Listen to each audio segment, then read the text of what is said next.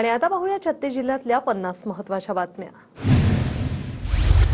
अलमट्टी धरणाची उंची वाढवण्याविरोधात कोणत्याच राज्याकडून तक्रार नाही, केंद्रीय जलशक्ती मंत्रालयाचे खासदार विशाल पाटील यांना उत्तर।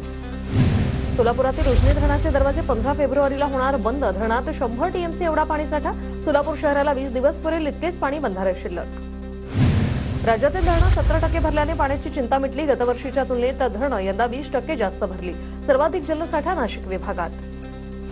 पुणे जिल्ह्यातील जीबीएस आटोक्यात रुग्णसंख्या घटली, गेल्या 24 तासात एक बाधित रुग्ण आढळला, रुग्ण बरे होण्याचे प्रमाण वाढले, 184 संशयितांपैकी 155 रुग्णांमध्ये जीबीएस आढळला। पिंपरीतील 17 आरो प्रकल्पांना टाळं, दूषित पाणी वापरून पाण्याची बॉटलिंग करणाऱ्या अनधिकृत खासगी आरो प्रकल्पांची तपासणी। कोल्हापूरच्या खुपिरेमध्ये सापडला बनावट खतांचा साठा, ₹1.25 लाख किमतीच्या 77 बनावट खतांच्या बॅगा जप्त, बनावट खत प्रकरणी दुकानदारावर गुन्हा दाखल, खुपिरे सांगळूर परिसरात खळबळ।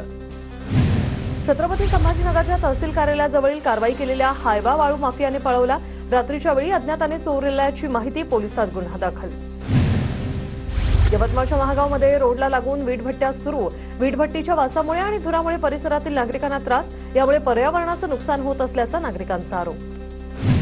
नांदेडच्या धर्माबादमध्ये तेलंगणातून अवैध पद्धतीने लाखो रुपयांच्या तांदळाची आयात, तेलंगणा पोलिसांची संयुक्त कारवाई करत लाखो रुपयांचा तांदूळ जप्त, कारवाईमुळे व्यापाऱ्यांचे धाबेदण आणले। पुणे जिल्हा परिषदेला आर्थिक फटका, शासनाकडे 488 कोटींची थकबाकी, मुद्रांक शुल्काचे अनुदान रखडलं।